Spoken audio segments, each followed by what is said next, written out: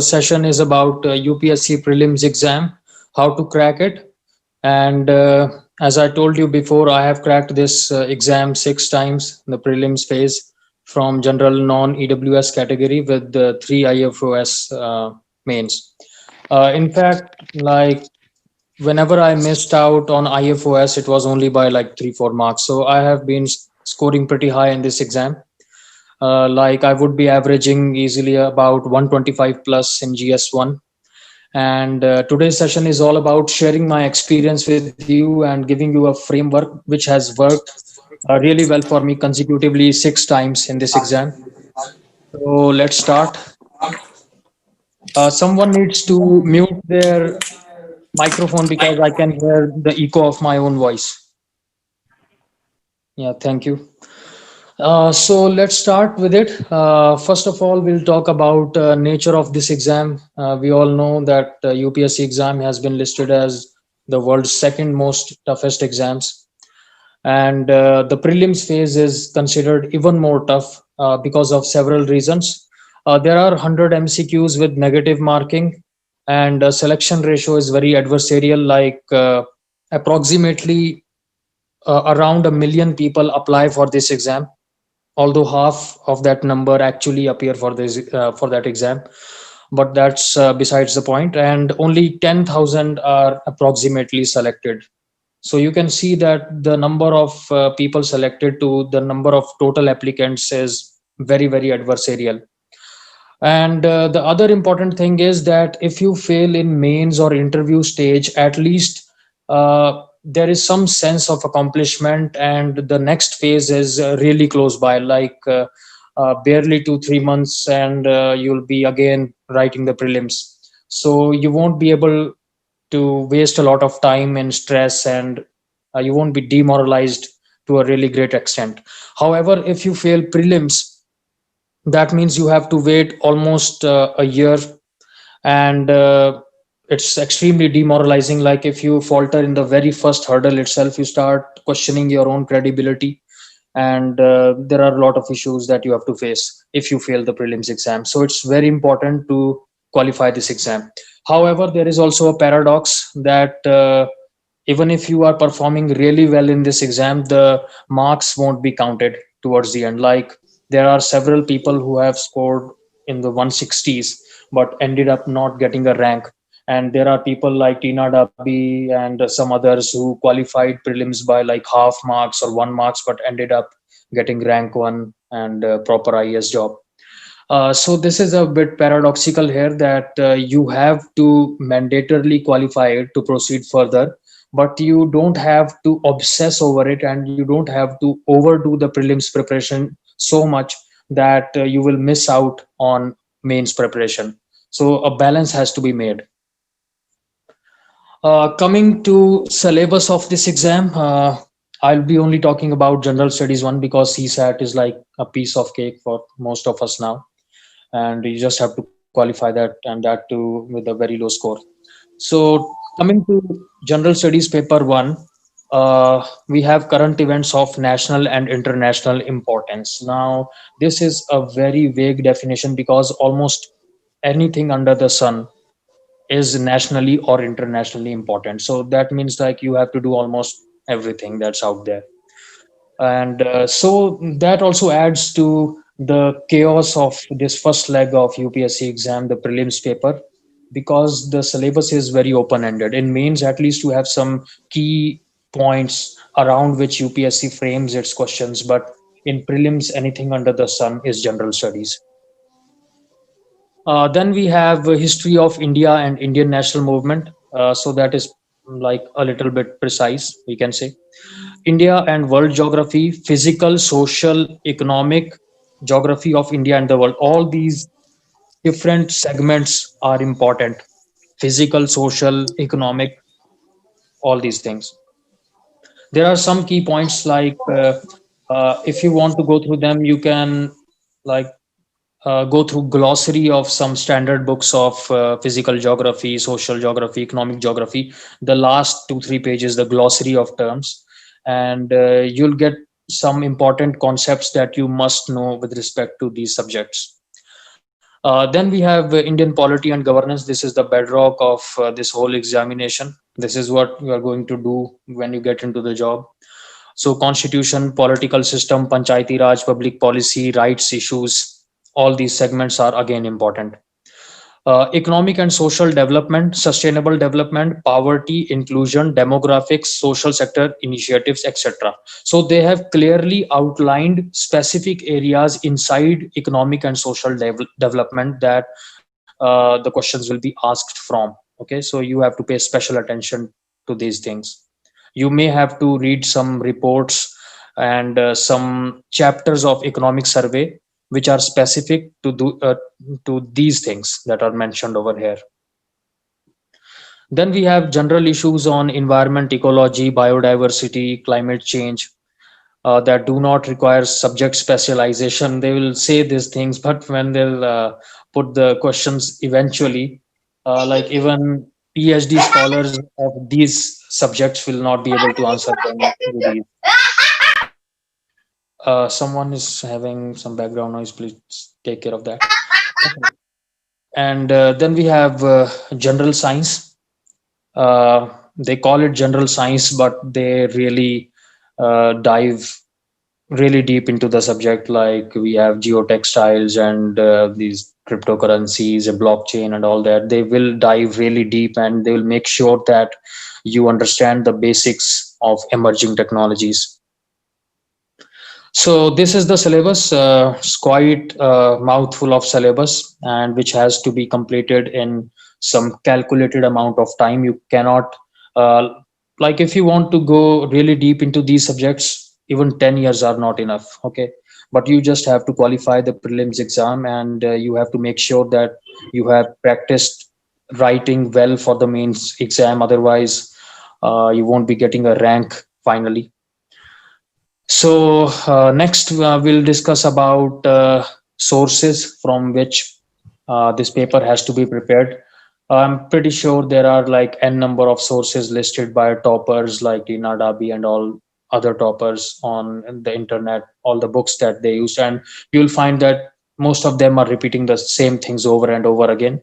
So we won't be spending a lot of time, but since I have done really, really well in this phase of the exam, so I'll be telling you all the books and sources that I usually refer to and which worked really well for me.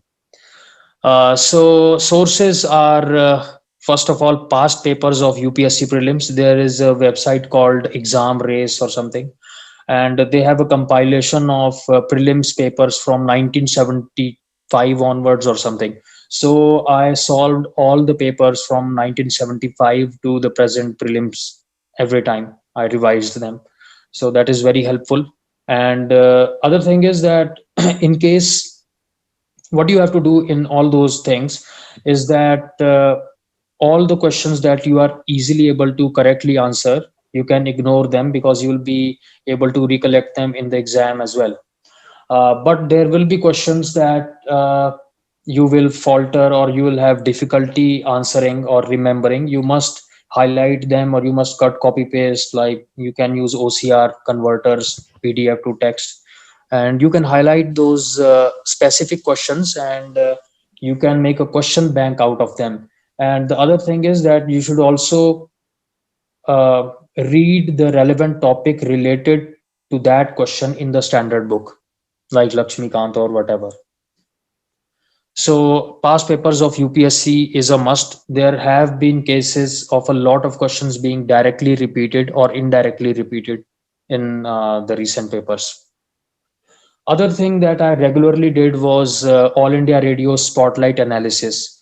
Vision IAS has a kind of assortment of all these recordings, and they have also marked them in green, yellow, red or something. So all the green ones at least you have to do. You have to listen to them. They are like 15 minutes long. You can even increase their speed on VLC player. You can make it 2x or 1.5x, and it will only take you like 7 to 8 minutes. AIR Spotlight analysis is also very handy for people who are working, and you can use headphones to listen to these things while commuting, or You can listen to them while having your meals in your office, or even if like you have time inside your office, then you can listen to them. So that will save you some time. And other thing that I used to do was other states PCS, UGC NET, CDS, UPSC CDS, and UPSC NDA prelims exams that took place in that year or the preceding year.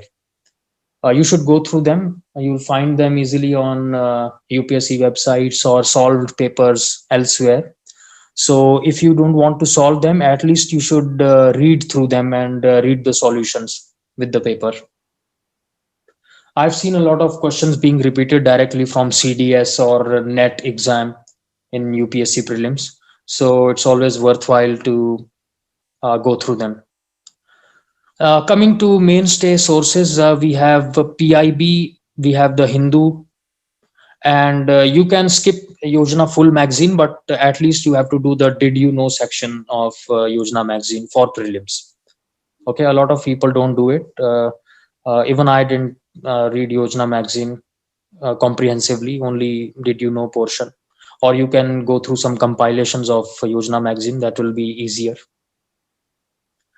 Apart from that, and even in PIB, if you find it's really lengthy for you, like you can't do it yourself, like I regularly make notes of PIB and the Hindu, and it takes me around 45 minutes for the Hindu, and PIB takes around 1 hour to sometimes even 2 hours if there is a lot of data, or if a parliament session is going on, then they have a lot of news.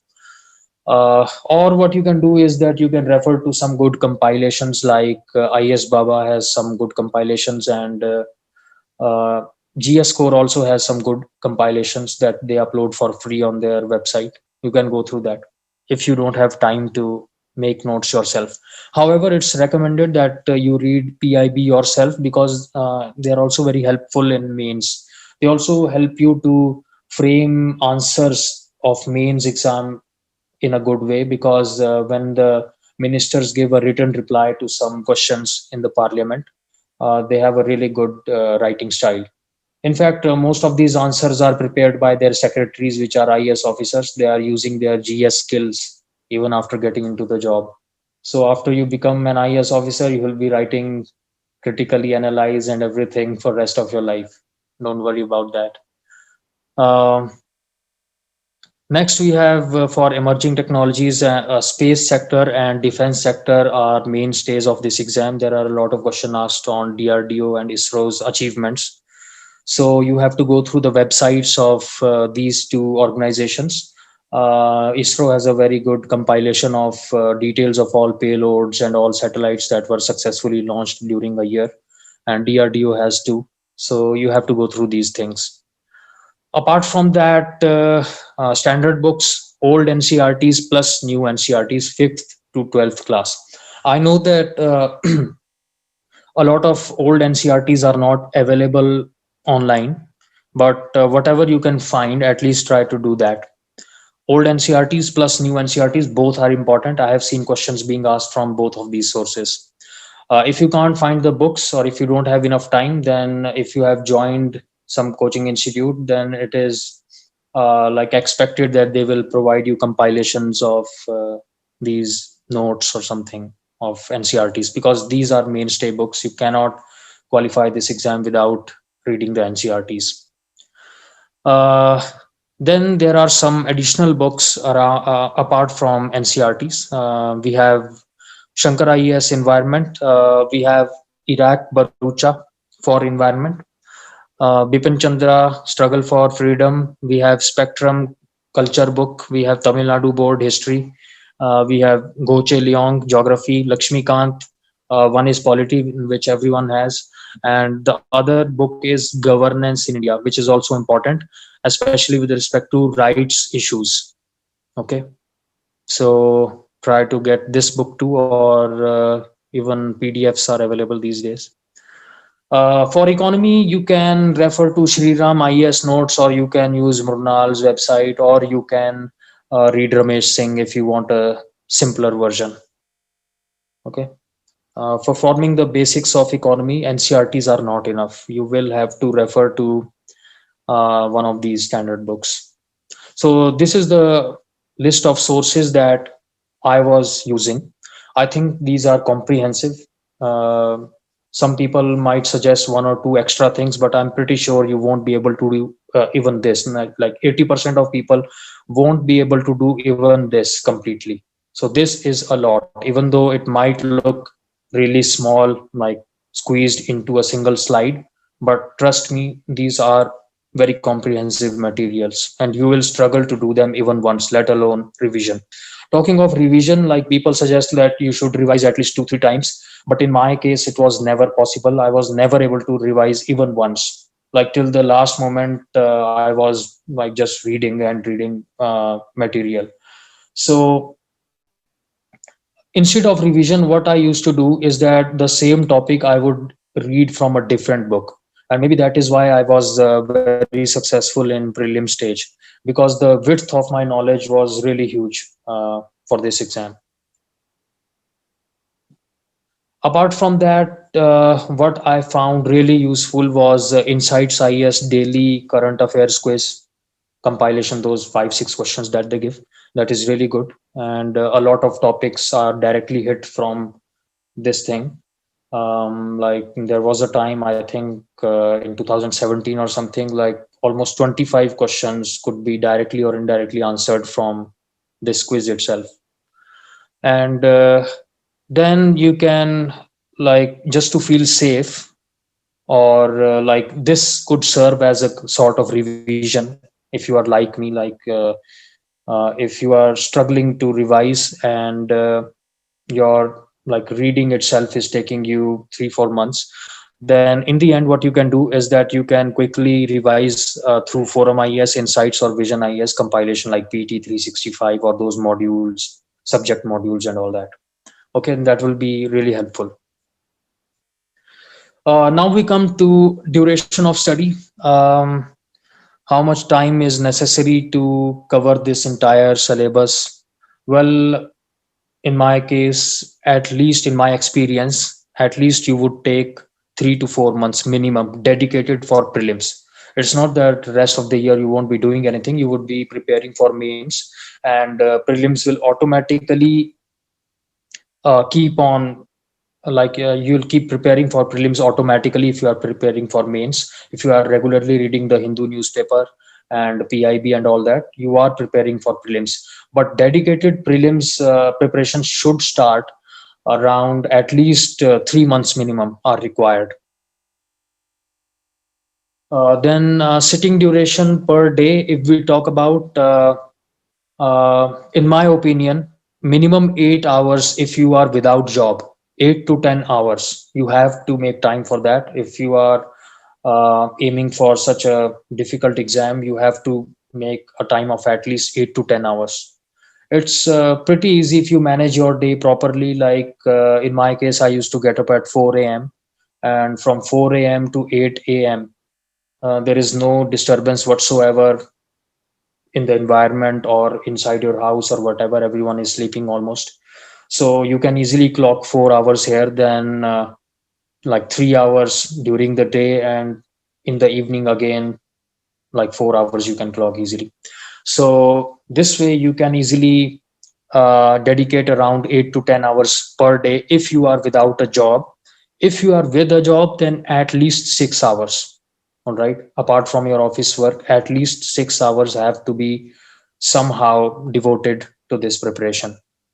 And in that case, like um, if there is a lot of time going for commuting from your home to your office, what you can do is that you can use a text reader. And all the new NCRTs, they have selectable text option, and very good PDFs are available. What you can do is that you can use headphones and keep listening to those NCRT books. All right, so that is as good as reading them on the go. Next, the most important thing, if you understand this thing, like half of your work is done. It's all about current affairs. This whole exam is all about current affairs from prelims to interview. Most of the questions that are asked, almost 80 to 90% questions, are either directly from current topics that were recently in news, or they are spin-off topics related to that topic that was recently in news. Like, let's say, farmers unrest. All right. So what they will ask is that they will ask you about CACP or MSP, or they will ask related things like Swaminathan Committee, or they can even go back to like static portion, and they can even ask about farmers revolts in British India, because the situation is almost something akin to that, like the Indigo revolt and everything that took place because the planters, the private sector, was forcing the farmers to grow some crops against their will, and making them kind of slave on their own land. So this is how you have to think. This is where intuition comes into being. All right. And this is where coaching can help you. People with good intuition, who can think this way, like there is farmers unrest and I'm able to think about Indigo revolt and stuff like that. So in coaching, you have to make use of such intuitions from other people who have done it, uh, like who have cracked prelims in the past using such intuition, and you have to make use of that and prepare accordingly. All right. Mere superficial knowledge of current affairs is not going to sail you through. You have to dive deeper into it. You have to analyze things, and you have to make interconnections. This exam is all about making interconnections between topics and between current affairs and static topics. Now we come to the practical part of it, how to attempt this paper. First of all, you have to calculate your strike rate, and you have to set your attempt accordingly. You all know that cutoff is around about 50 to 55% usually. Very rarely it goes higher than that. And if you are targeting IFOS, it's around 60% or something or higher. So what you can do is that you can attempt past papers, or you can take test series, and you can attempt like 10, 12 papers in that, and slowly there will be a pattern that will be emerging. You will know, like if you attempt 60 questions, usually what is your strike rate, how many of them are correct and how many are incorrect. All right. And if you have a really good strike rate, like let's say you attempt 10 questions and you get 9 of them correct, all right, then you can attempt around 75 or 70 questions in the actual exam, and you'll most likely sail through.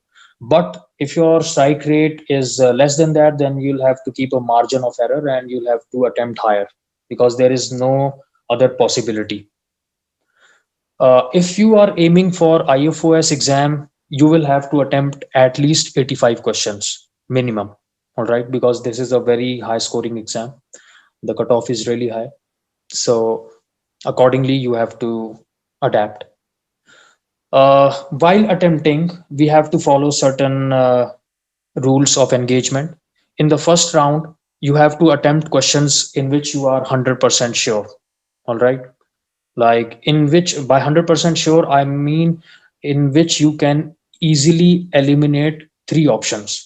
You cannot be sure about an answer in UPSC exam unless you can eliminate three options. Okay.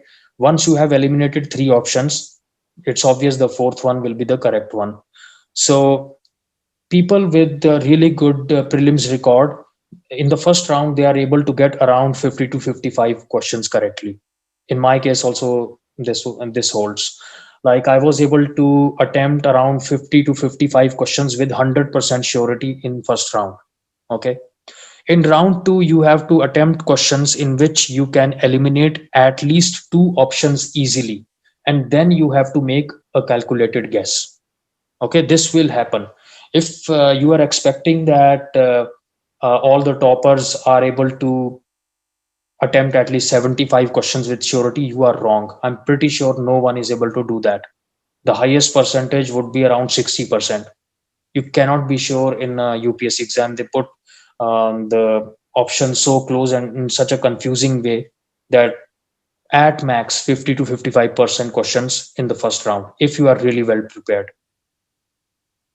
Second round, as I said, you can eliminate two options easily, and you'll have to choose between two, and you have to choose. Like you cannot just leave on 50 to 55% because I'm pretty sure there will be some negative marking and you won't be able to qualify the exam. And the third round, in case the first and second round do not account for 75 to 80 questions, then you have to go for third round in which you have to attempt questions in which you can eliminate at least one option with surety. Okay, in which you are at least 25% sure. Okay, even that you have to attempt somehow, calculated guesses. Now that is a different scheme, um, different tricks. I'm pretty sure there will be a separate lecture on that. The tricks that you can use in prelims exam to eliminate options in which you are only 25% sure. There are some patterns that UPSC follows. You have to think like an examiner, and experience gives you that talent. You start thinking like an examiner. Like if I was framing this question, what would I do to confuse the student? And I think intuition plays a lot of role in that. So this is how you have to attempt this exam. Okay. So I have shared all the honest feedback with you, whatever I have gained over the years while writing this exam. I have not tried to just repeat cliched things, and I have given you a very honest overview, which has worked for me 6 times back to back. A lot of changes were made in the syllabus, a lot of change was made in the pattern, but I was able to crack this exam 6 out of 6 times. Okay. So I hope that you got a really good overview of what is to be expected in this exam. And I think we can start taking the doubt session in which I'll be able to individually address your concerns regarding the prelims exam.